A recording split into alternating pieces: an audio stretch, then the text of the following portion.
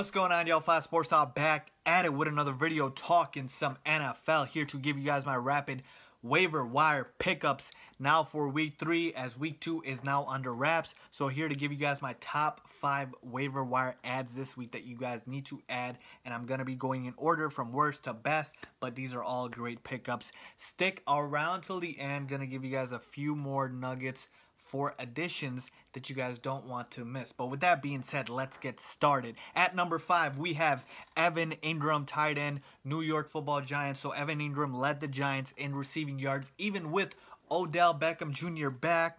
He had 4 catches for 49 yards and a touchdown. And it looks like Eli Manning has lost all ability to throw the ball down deep. Well, at least his offensive line has made him stop doing that because they can't protect.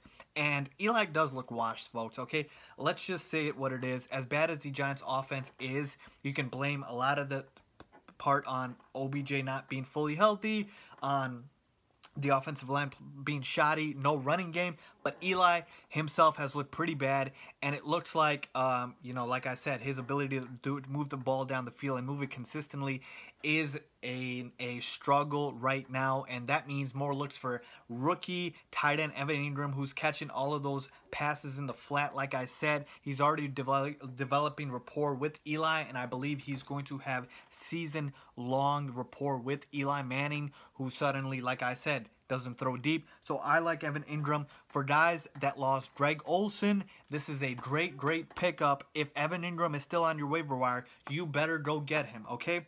At number 4, we have J.J. Nelson. He went for 5 catches, 120 yards, and 1 touchdown against the Indianapolis Colts. And that was obviously because John Brown was out with an injury, and he's already expected to be ruled out for week 3, which means J.J. Nelson needs to be picked up in all leagues, at least for this week. And the reason J.J. Nelson is so low, I would have had him higher, is because John Brown is not out for an extended period. So that makes J.J. Nelson a limited waiver wire pickup in terms of the time that he is going to be, very good.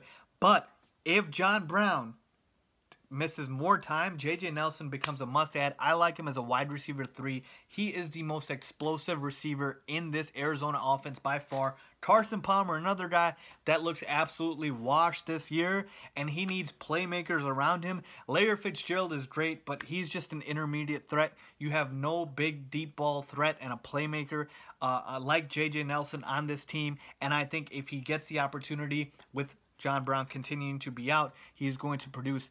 I love J.J. Nelson as a wide receiver 3. If you need a receiver, J.J. Nelson is your guy. At number 3, I kind of have a duo here with Chris Thompson and Samaje Perine.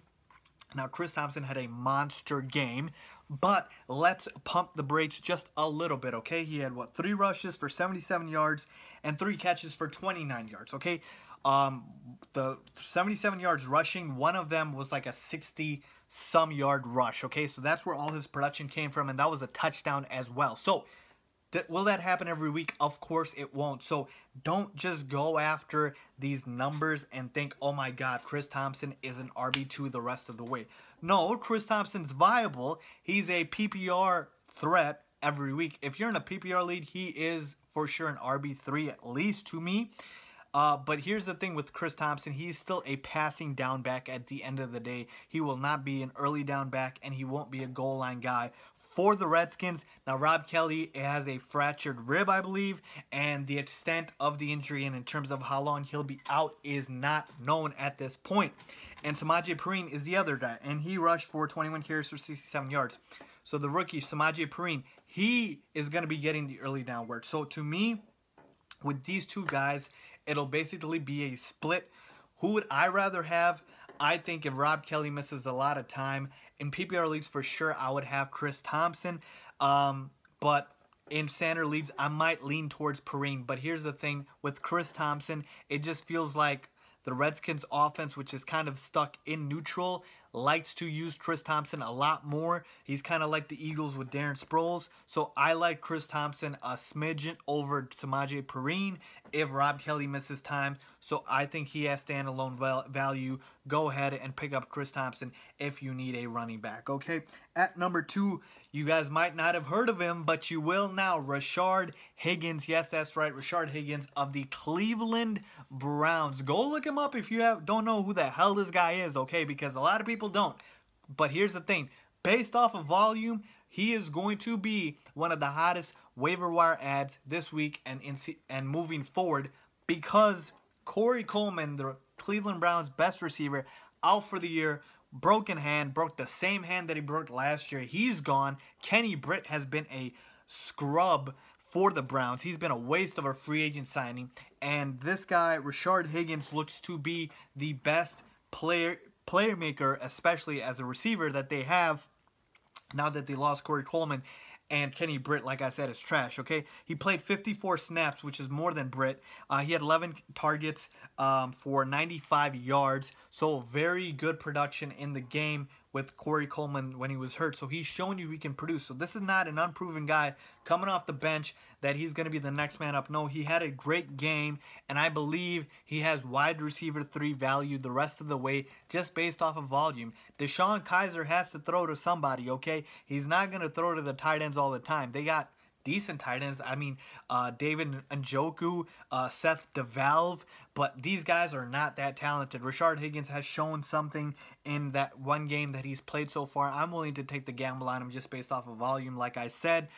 You also have guys like Sammy Coates there, but like I said, I'd add Rashard Higgins at number 2. He is my number 2 waiver wire pickup. And at number 1, if you haven't added him already, what the hell are you doing? Chris Carson, running back of the Seattle Seahawks, who had 20 rushes for 93 yards against the San Francisco 49ers. Look, I've been on Chris Carson's bandwagon since preseason, okay? All of the hype went to Eddie Lacy, went to Thomas Rawls, went to CJ Prosise. Chris Carson, if you go back and look at the tape, even in preseason, was consistently the best back for the Seahawks, and for some odd reason, it took forever for Pete Carroll and that coaching staff to freaking realize it, okay? The Seahawks offense right now, it's abysmal. They are stuck in neutral, okay? They cannot get anything going in the passing game, okay? They are going to pound the rock with Chris Carson. Hopefully now we won't get trash carries from Eddie Lacy and Thomas Rawls and CJ Prosise. Like I said, feed the beast, feed Chris Carson, let him take you to the promised land, because like I said, this offense is stuck in neutral. They can't get the passing game going because the offensive line cannot pass block to save their life. So Chris Thompson's the only guy. They can't even run block properly, but he's the only guy that can actually make something out of nothing in terms of their backfield. Like I said, guys like Eddie Lacy stick a fork in him, no pun intended. Thomas Rawls constantly getting hurt. CJ Prosise, he's a pass down specialist. This is the guy to own. I believe he has RB1 value the rest of the way. Pick him up, Chris Carson. You won't regret it. So there you have it, folks. My top 5 waiver wire pickups. Real quick, giving you guys a couple of bonus pickups again for guys that lost Greg Olsen. People are going to say, why aren't you giving us a replacement for Greg Olsen in the Panthers offense? There's not really any there that stand out to me. I mean, Ed Dixon's there, but he's the backup tight end. He's not going to do anything, okay? He's washed up. Then you have Devin Funchess. He's been inconsistent his whole career. I'm not willing to buy him as anything more than a wide receiver 4. Another tight end you might look at is Benjamin Watson. He had 8 catches for 91 yards. He plays for the Baltimore Ravens, but the thing is, the Ravens are a low-throwing offense, so to me, it's hard to trust Ben Watson week to week. I'd much rather go with an Evan Engram that I mentioned before. So there you have it. A couple other guys. Jermaine Kearse caught 2 touchdowns for the Jets. He's their best receiver. He's just going to get volume. He might not produce and have a very low ceiling every week, but his floor is high.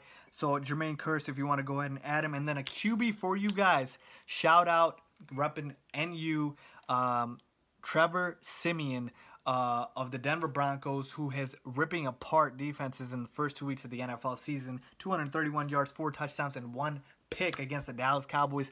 Trevor Siemian's playing a lot better. He has become a better quarterback. He is going through his progressions. He's going through his reads. He's making accurate throws. I like Trevor Siemian. I am buying into him now, not just because he went to Northwestern, and so did I, but because of what I've seen from him on tape. If you need a QB, Trevor Siemian look at him. He has streamer appeal to me. I am buying into him. So there you have it, folks. Those are my rapid waiver wire pickups. If you guys like this video, please give it a thumbs up. If you guys enjoyed this, please subscribe down below. And also comment down below what you guys think. Let me know. Thanks for watching.